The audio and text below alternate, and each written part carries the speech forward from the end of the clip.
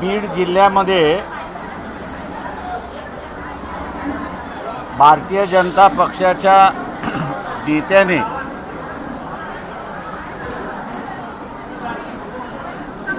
एका महिलेची असणारी धिंड काढली.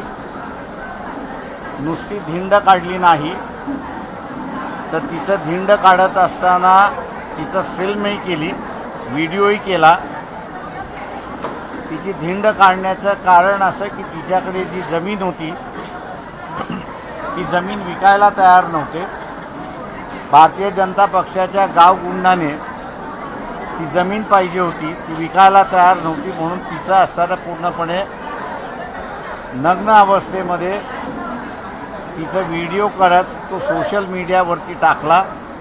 आम्ही त्या असणाऱ्या घटनेचा निषेध करतो आहोत आणि शासनाला आणि एकनाथ शिंदे यांना असणारं आव्हान करतो आहोत की आपण असणाऱ्या भारतीय जनता पक्षाच्या त्या नेत्याला पहिल्यांदा पकडा, अरेस्ट करा. महिलेचं विवेचन केलं म्हणून असणारा त्याच्यावरती गुन्हा दाखल करा आणि आपण या ठिकाणी महिलांचा आदर करताय हे एकनाथ शिंदेकडून आम्ही कृत्य होईल अशी अपेक्षा त्या ठिकाणी करतो आहोत. दुसरीकडे भारतीय जनता पक्षाचे असणारे देवेंद्र फडणवीस हे कृत्य करतील असं आम्हाला वाटत नाही. त्याच्यामुळे एकनाथ शिंदे यांनी स्वतः मुख्यमंत्री आहेत, त्या मुख्यमंत्री पदाचा आदर आणि मान राखेल. कलेक्टरला आणि SP ला आदेश द्यावेत अशी आम्ही त्यांना विनंती करतो. सर, मणिपूरची जशी घटना होती त्याच पद्धतीने ही जी घटना आहे ती पुनरावृत्तीत झालेली आहे. सातत्याने महिलांच्या सुरक्षतेच्या संदर्भात महाराष्ट्रामध्ये अनेक गोष्टी घडत असताना आता ही मोठी जी आहे महिलांचा अनादर करणारी गोष्ट घडलेली नाही. ही वस्तुस्थिती आहे की भारतीय जनता पक्ष सत्तेवरती आल्यानंतर या राज्यातल्या मुली गायब होणं हा मोठ्या प्रमाणात चाललेला आहे. गृहमंत्री जे आहेत ते गपचूप बसलेले आहेत, काहीच बोलत नाही. आणि म्हणून आम्ही एकनाथ शिंदे यांना असं हे करतोय की तुम्ही मुख्यमंत्री आहात,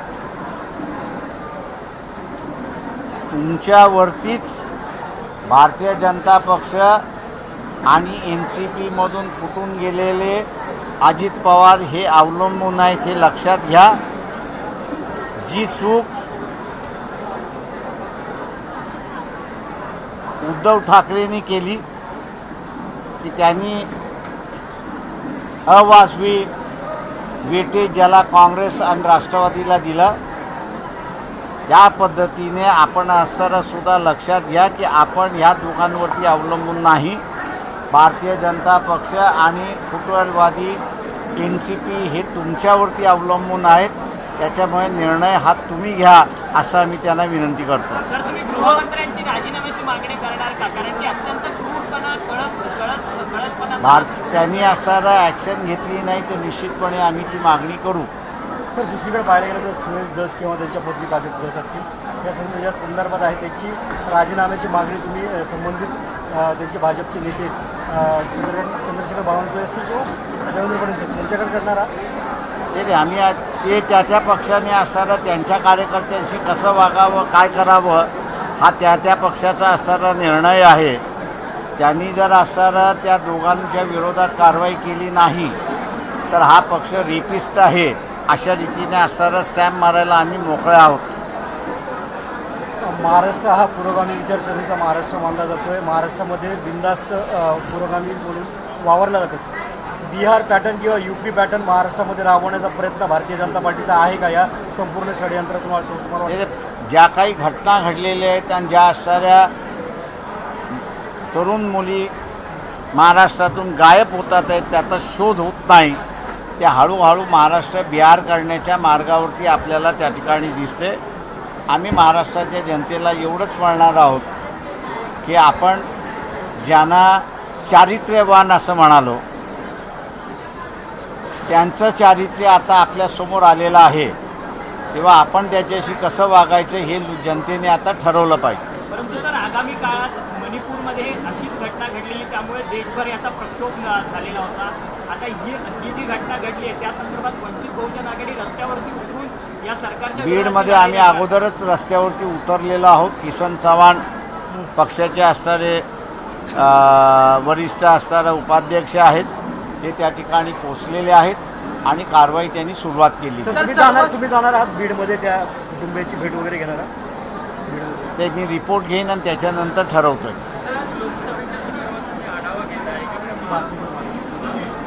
सर वारंवार तुम्ही या संपूर्ण प्रकरणाची मागणी करणार आहात त्या चौकशीची, कारण हे प्रकरण गंभीर प्रकरण आहे.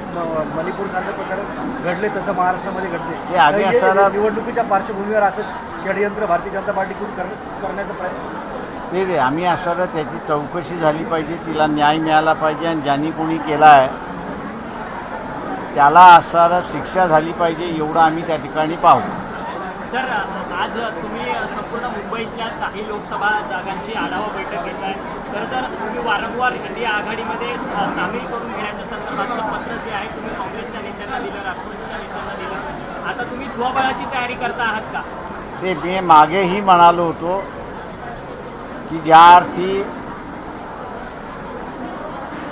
महाराष्ट्र विकास आघाडी जे 3 पक्ष काँग्रेस, राष्ट्रवादी आणि शिवसेना सव्वा वर्ष झाले तरी त्यांच्या लोकसभेच्या सीट शेअरिंगबद्दल काहीही चर्चा नाही. वल्गना फक्त त्या ठिकाणी करतायत की ही समिती झाली, ती समिती झाली, असं जे वातावरण आहे. आणि दुसऱ्या बाजूला मध्य प्रदेशमध्ये NDAतला असणारा एक घटक समाजवादी पक्ष अखिलेश यादव यांच्याबद्दल काँग्रेस पक्षाचे असणारे जे वरिष्ठ नेते जी भाषा वापरतात आहेत की अखिलेश फिकलेश कोण है हम नहीं जानते, अशी जी भाषा आहे त्या भाषेवरनं आम्हाला असणारा जो बोध घ्यायचा आहे तो बोध आम्ही असणारा घेतलेला आहे. आम्ही युती झाली पाहिजे ह्यासाठी पूर्ण प्रयत्न करणार, पण उद्या युती झाली नाही तर सरप्रायझिंगली आम्हाला सगळ्याच जागा लढाव्या लागतील अशी परिस्थिती आमची होऊ नये, म्हणून आम्ही आता कार्यकर्त्यांना त्या दृष्टीने तयार करतो आहोत की मुंबईतल्या 6च्या 6 युती झाली नाही तर 6च्या 6 जागा आपल्याला लढाव्या लागतील. आणि त्या लढवत असताना आपण 2 लाख मतदानापर्यंत कशा रीतीने पोचलं पाहिजे, नॉन मुस्लिम मतदानामध्ये 2 लाखापर्यंत आपण कशा रीतीने पोचलं पाहिजे याचा आराखडा आम्ही असं बांधतो.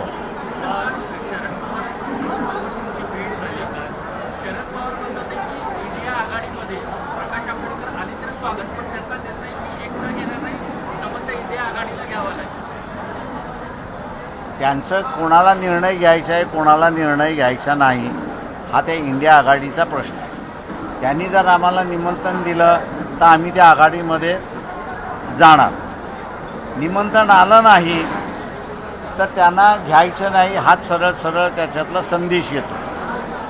त्याच्यामुळे आम्हाला मी जसं म्हणतोय वर्स्ट कम वर्स्ट त्या ह्याच्यामध्ये समजा इंडिया आघाडीमध्ये आम्हाला घेतलं नाही आणि आज आम्हीही म्हणतोय आणि उद्धव सेनाही म्हणते की आम्ही युतीमध्ये आहोत. उद्या त्यांनी असणारा उद्धव सेनेला असं म्हटलं की तुम्ही वंचित बरोबर आहात की आमच्याबरोबर आहात, हा चॉईस उद्धव सेनेने समजा आमच्या विरोधात जर केला आणि इंडिया आघाडीबरोबर जायचं ठरवलं तर आम्हाला असणारा आमचा लढा हा उभाच करावा लागेल. म्हणून म्हटले वर्स्ट कम वर्स्ट हा सिनॅरिओ लक्षात घेत आम्ही आमच्या तयारीला लागलेलो आहोत. शिवसेनेची तुमची आली युती आहे, आता शरद पवार देखील पॉझिटिव्ह आहे, आता फक्त राहिला काँग्रेस. असे पॉझिटिव्हचा इश्यू असणारा शरद पवारांचा नाही आहे, कारण का शरद पवार आणि काँग्रेस हे दोघंही सेम वेव्हलेंथवरती आहेत असं मला दिसत नाही.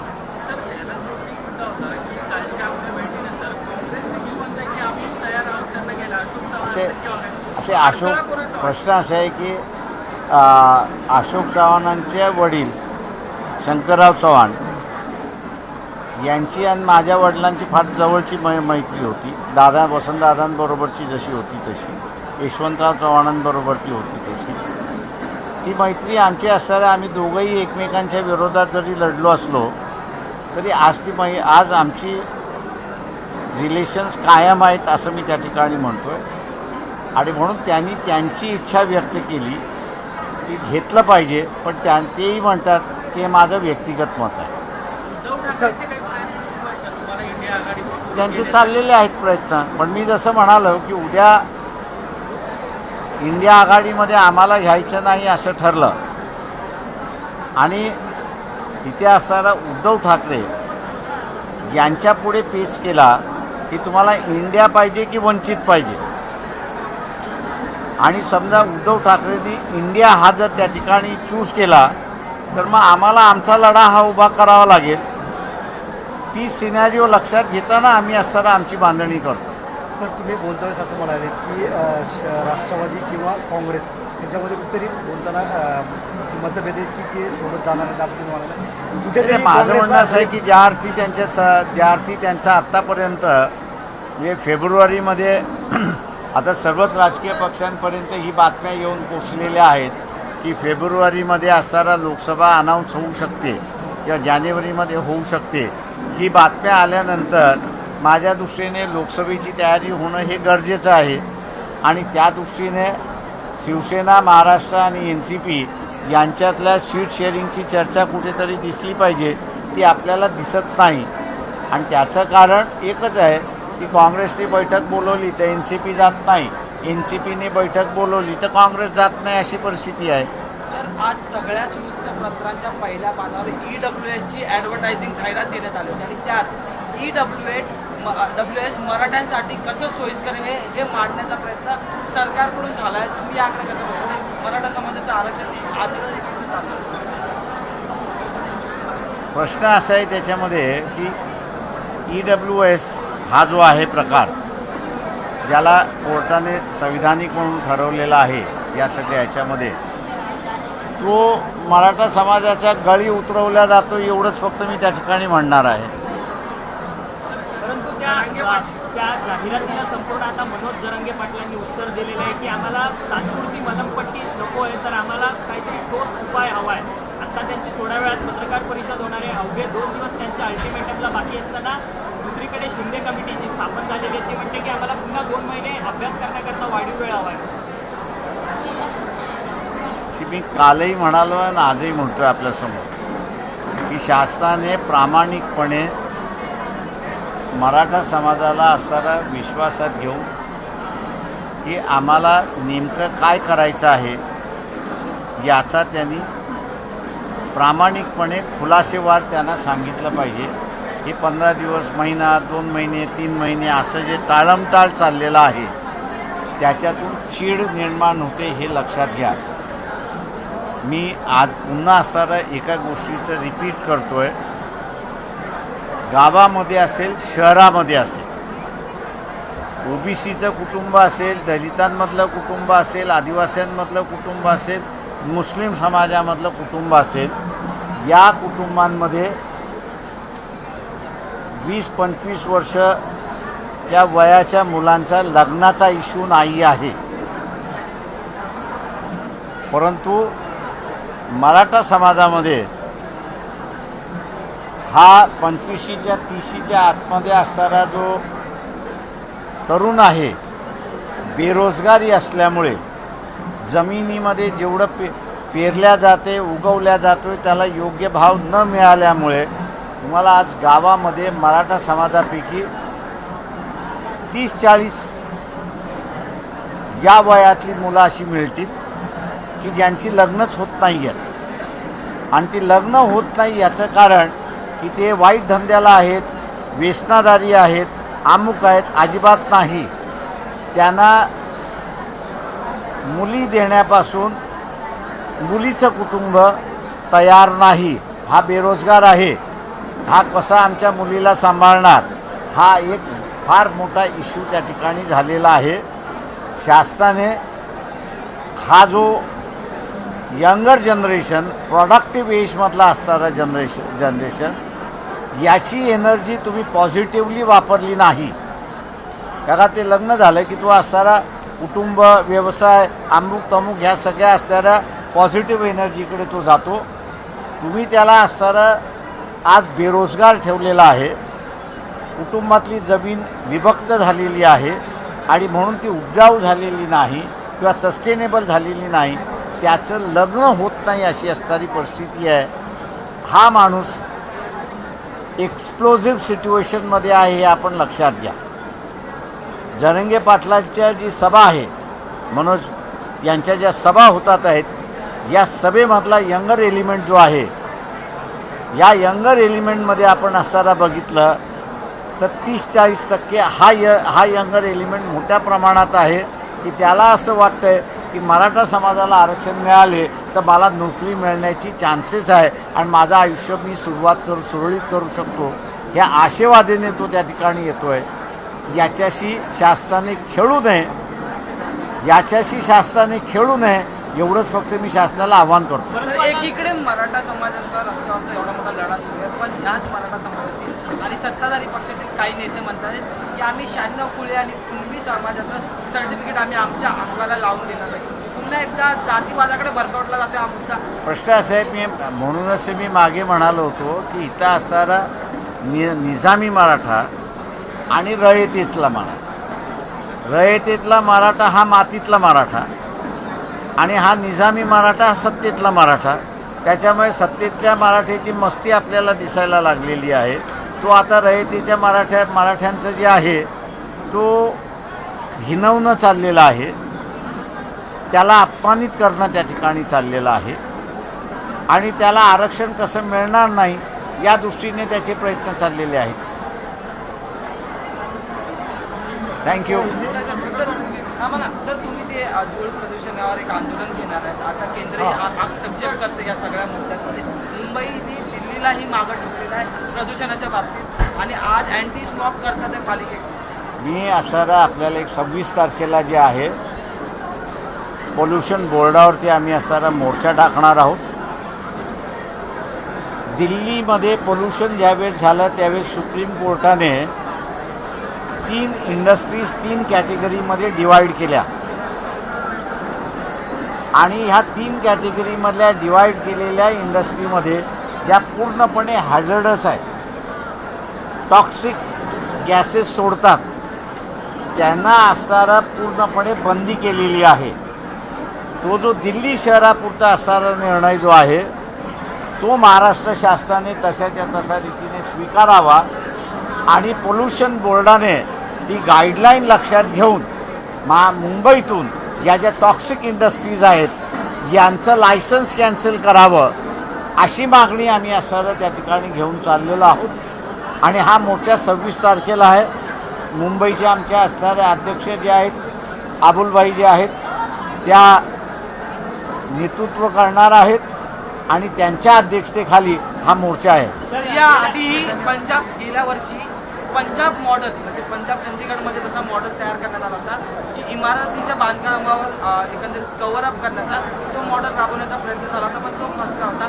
आता दिल्ली मॉडेल मुंबईत सक्सेसफुल ते मी मुंबईमधलं एक सगळ्यात चांगली गोष्ट अशी आहे की जी इतर कुठल्याही शहरामध्ये नाही, ती म्हणजे मुंबई चारी बाजूने पाणी आहे. स्मॉग जाण्यासाठी पूर्णपणे मोकळीता आहे, पण स्मॉग एवढा निर्माण केला जातो आहे की तो बाहेर पडण्याच्या आतमध्ये नवीन स्मॉग त्या ठिकाणी असणारा येतो आहे. तो नवीन स्मॉग बंद करण्याच्या दृष्टिकोनातून या टॉक्सिक कंपन्या ज्या आहेत या बंद केल्या पाहिजेत आणि त्याच्या विरोधातला आमचा हा मोर्चा आहे.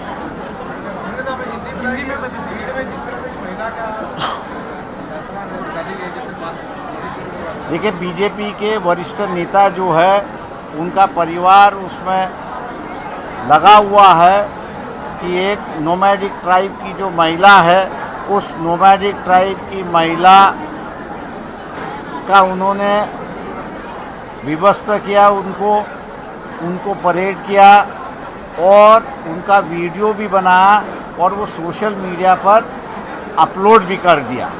वजह यही थी कि उसकी जो ज़मीन थी ये बीजेपी के नेता हड़प करना चाह रहे थे और वो कह रही थी कि मैं अपनी ज़मीन नहीं दूंगी और इसलिए उस पर ये अत्याचार किया गया है. हम लोग जो है एकनाथ शिंदे इनसे अपील करते हैं और ये कहते हैं कि आप जो है इस बात से संतुष्ट रहिए कि आप बीजेपी और टूटा हुआ एनसीपी का जो नेता है उन पर आप डिपेंड नहीं हो। हालांकि बीजेपी और ये टूटा हुआ एनसीपी एकनाथ शिंदे पर डिपेंड है और इसलिए एकनाथ शिंदे निर्णय ले कि जो बीजेपी के नेता है, उनका परिवार है, उनके साथ में जितने कार्यकर्ता है उनको अरेस्ट करे। भीड़ के अधिकारियों को वैसे वो संदेश दे। हम देवेंद्र फडणवीस से कोई आशा नहीं रखते कि वो अपने कार्यकर्ता, बीजेपी के कार्यकर्ता और नेताओं के खिलाफ कोई कार्रवाई करेगा, ऐसा हम लोग उम्मीद नहीं करते हैं। और मैं उम्मीद करता हूं कि एकनाथ शिंदे उचित कार्रवाई करेंगे, ऐसा हम लोग है। नहीं तो हम लोग जुलूस आंदोलन राज्य भर करने के लिए हम लोग तैयार हैं। जैसे चुनाव का माहौल नजदीक आ रहा है, सभी पार्टियां गरमाहट छाई हुई है, आपकी भी बैठक आज कार्यक्रम चल रही है। पवार साहब आपको मिलेंगे क्या? पवार साहब से मिलने के बाद आपका एनडीए में आना चाहिए? सवाल ऐसा है कि पवार साहब को जो मैं मिला तो 15 लोगों के साथ में था। कॉफ़ी पीने के लिए हम लोग गए थे, क्योंकि उनके ऑफिस में, उनके यशवंतराव चौहान प्रतिष्ठान में ही बाबा साहब ने लिखी हुई प्रॉब्लम ऑफ रूपी को 100 साल हुए थे और उस पर चर्चा विचार गोष्ठी में था। तो इसलिए वहाँ कोई राजनीतिक चर्चा नहीं हुई है और उन्होंने भी ये खुलासा किया है कि एनडीए लेगी तो ही हम लोग आ सकते हैं उसमें। तो मैं ये उम्मीद हम लोग करके चल रहे हैं कि एनडीए से हमको न्योता आएगा और हम लोग एनडीए में शामिल हो जाएंगे। लेकिन हम लोग ये भी तैयारी कर रहे कि मान लो अगर एनडीए का न्योता नहीं आता है और शिवसेना के साथ में ये परिस्थिति होती है कि भाई आपको एनडीए चाहिए या वंचित चाहिए, इसका फैसला करो। और शिवसेना अगर एनडीए को चूज़ करती है तो वंचित को अकेले जाने के अलावा कोई रास्ता ही नहीं है। इसलिए हम लोग बम्बई के 6 जिलों के कार्यकर्ताओं की आज बैठक बुलाए हुए हैं और 6 के 6 कार्यकर्ताओं को हम लोग कहे कि भैया समझौते की अपनी बातचीत चलेगी। अगर समझौता अगर नहीं होता है तो 6 के 6 सीट अपने को लड़नी है, उसकी तैयारी में लग जाइए। और हर लोकसभा कॉन्स्टिट्यूंसी में कम से कम 2 lakh vote, non Muslim voter 2 lakh हम लोग के पास है। ये अगर आप लोग दिखा पाओगे तो मुस्लिम समाज जो है, जो बीजेपी को हराने को बैठा है, वो तुरंत वो जो है वंचित के साथ आ सकता है। और जो मिल के हम लोग हासिल करना चाह रहे थे वो वंचित भी हासिल कर सकती है। इस लाइन पे कार्यकर्ताओं के साथ बातचीत हुई है। प्रकाश जी, इंडिया महागठबंधन को देखते तो बहुत सारे देश की पार्टियां शामिल हुई हैं। यहाँ पे भी कांग्रेस है, शरद पवार को पड़ी। लेकिन आपके अगर पहले के बयानों को ध्यान में रखें, आपने कई बार ऐसा कहा है कि शरद पवार की एनसीपी के साथ अपनी गठबंधन नहीं करें। देखिए, वो पिछले इलेक्शन की बात थी, अभी की इलेक्शन की बात नहीं है। मैं यही कहूँगा कि आपको अगर देखना है तो मेरे ख्याल से मध्य प्रदेश के चुनाव मेरे ख्याल से लग चुके हैं। समाजवादी पार्टी के नेता जो है अखिलेश यादव जी का स्टेटमेंट अभी फ़िलहाल 2 दिन पहले आया है। कांग्रेस वाले अखिलेश यादव की एसपी जो सबसे बड़ी पार्टी उत्तर प्रदेश में, उसके बारे में क्या राय है मैं उसको दोहराना नहीं चाह रहा हूँ, लेकिन उनकी क्या राय है वो स्पष्ट आई है। 30 तारीख को अगर एनडीए के पार्टनरों में अगर समझौता नहीं होता है तो मैं समझता हूँ कि और कुछ दाल में काला है ऐसा दिखाई देगा। शरद पवार वर्तमान आपकी नाराजगी जो थी वो दूर हो चुकी है? नहीं, मैं हम लोग की नाराजगी, देखिए राजनीति में जो है वो नाराज़गी चलते रहती है, लेकिन उसके बाद भी जो है परिस्थिति को देखते हुए राजनीतिक तौर आपको करना होता है। मुंबई के प्रदर्शन किस तरह से, जिस तरह दिल्ली का माहौल पॉल्यूशन को लेकर था, अब मुंबई का भी नाम सामने आता है। देखिए, मुंबई सबसे बड़ा पोल्यूशन हो चुका है। हम लोग ये समझते हैं कि मुंबई में पोल्यूशन ना होना चाहिए, क्योंकि चारों तरफ से मुंबई में पानी ही पानी है और हवा हमेशा खेलते रहती है यहाँ पर। लेकिन जो टॉक्सिक फैक्ट्री यहाँ पर इतनी बढ़ गई है और जिसको पोल्यूशन बोर्ड ने उसको जो परमिशन दी है, ये टॉक्सिक गैसेस इतना पैदा हो रहे हैं कि बाहर जाने के बाद भी यहाँ पर ये हो रहा है। तो हम लोग ये जो टॉक्सिक फैक्ट्रीज जो है उसके खिलाफ का आंदोलन 26 तारीख को है, पोल्यूशन बोर्ड पर है, पोल्यूशन बोर्ड के खिलाफ है। अगर पोल्यूशन बोर्ड अगर नहीं करता है तो हम लोग उसको ताला लगाएंगे। प्रकाश जी, एक देश के प्रधानमंत्री का चेहरा बदलने की बातचीत चल रही है। कल कालीचरण महाराज थाने में आए थे इस कार्यक्रम में, उनसे सवाल किया कि देश क्या आप आदित्यनाथ योगी को प्रधानमंत्री के पद पर देखना चाहते हैं। उन्होंने कहा कि अगर वो बनते तो उन्हें खुशी होगी। किस तरह से देखते हैं इस तरह से? देखिए, आप मैंने यही आप कई महीनों से मैं ये कह रहा हूँ कि नरेंद्र मोदी प्राइम मिनिस्टर अगले चुनाव में नहीं होंगे, और उसकी वजह है कि नरेंद्र मोदी का वो अगर प्राइम मिनिस्टर बनना है तो उनको जो है 272 सीटों की ज़रूरत है। अगर 272 सीटें अगर उनके पास मिलती है, उनके पास अगर मिलती है तो ही वो बन सकते हैं। अगर वो उनको नहीं मिलता है तो इंडिया का जो गठबंधन है वो इंडिया का गठबंधन जो है वो प्राइम मिनिस्टरशिप के लिए क्लेम कर सकता है। वही परिस्थिति मैं मानता हूँ कि योगी जी की है। उनको भी अगर प्राइम मिनिस्टर बनना है तो बीजेपी के पास 272 सीटों की ज़रूरत है। अगर 272 सीटें नहीं बनती है तो इंडिया ये जो गठबंधन बना है, ये गठबंधन जो है सरकार बनाने का दावा कर सकता है। सर, काल देवेंद्र फडणवीस एका खाजगी कार्यक्रमात होते आणि त्यांनी असं म्हटलंय की 2026 नंतर आमदारांची संख्या जी आहे ती 360 पर्यंत जो आकडा तो वाढू, म्हणजे विभाग जे वाढतील आणि आमदारांची संख्या वाढेल आणि त्यासाठी विधान भवनाची नवीन विधान भवन बांधण्याचा प्रयत्न असेल। त्याच्यापेक्षा फार चांगलं राहील की देवेंद्र फडणवीस स्वतःच्या मागणीशी इमानदारीने राहतील। भारतीय जनता पक्ष आणि देवेंद्र फडणवीस यांनी 10 वर्षापूर्वी वेगळा विदर्भ झाला पाहिजे अशी मागणी त्या ठिकाणी केली। आपल्या समोर आता आहे छत्तीसगडचं उदाहरण आहे, मध्य प्रदेशचं उदाहरण आहे, झारखंडचं उदाहरण आहे, ओरिसाचं आपल्यापुढे उदाहरण आहे आणि बिहारचंही आपल्यापुढे उदाहरण आहे की राज्य छोटी झाली की तिथल्या लोकांचा असणारा प्रगती होते आणि बदलही त्या ठिकाणी होतो। महाराष्ट्रामध्ये 2 पिकांमध्ये भांडण फार मोठ्या प्रमाणात चाललेलं आहे, एक ऊसाचं आणि दुसरं कापसाचं। ऊसवाला मुंबईच्या सत्तेवरती आला तर कापसाला डावलल्या जातं आणि कापसावाला मुंबईच्या सत्तेमध्ये आला तर ऊसवाल्याला त्या ठिकाणी डावलल्या जातं। त्याच्यामुळे हे भांडण मिटवायचं असेल तर देवेंद्र फडणवीसनी नवीन विधानसभा बांधण्याच्या ऐवजी वेगळा विदर्भ करावा अशीच त्यांनी भूमिका घ्यावी। वेगळा विधानसभा बांधण्याची काहीही गरज पडणार नाही। सर, दुसरीकडे पाहायला गेलं तर देशामध्ये आता नरेंद्र मोदी चेहरा बदलण्याचा कुठेतरी षडयंत्र आहे किंवा त्यांचा प्रयत्न असल्याचं आपल्याला पाहायला मिळते। योगी आदित्यनाथ यांना जास्त पसंती भारतीय जनता पार्टीचे काही कार्यकर्ते देतात। ते भारतीय जनता पार्टी जसं म्हणालो की जो चेहरा नरेंद्र मोदीचा आहे तो चेहरा आदित्यनाथ योगीचा आहे। त्याच्यामुळे त्यांच्याबरोबरचे असणारेच त्यांच्याबरोबर राहतील।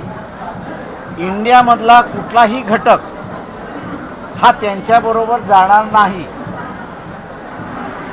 भारतीय जनता पक्षाला स्वतःचा चेहरा बदलून चालणार नाही, तर त्यांना त्यांची भूमिका बदलावी लागेल आणि भूमिका बदलली तरच NDAमधले काही जण हे त्यांच्या गळाला लागू शकतात, नाही तर त्यांच्या गळाला लागू शकणार नाहीत।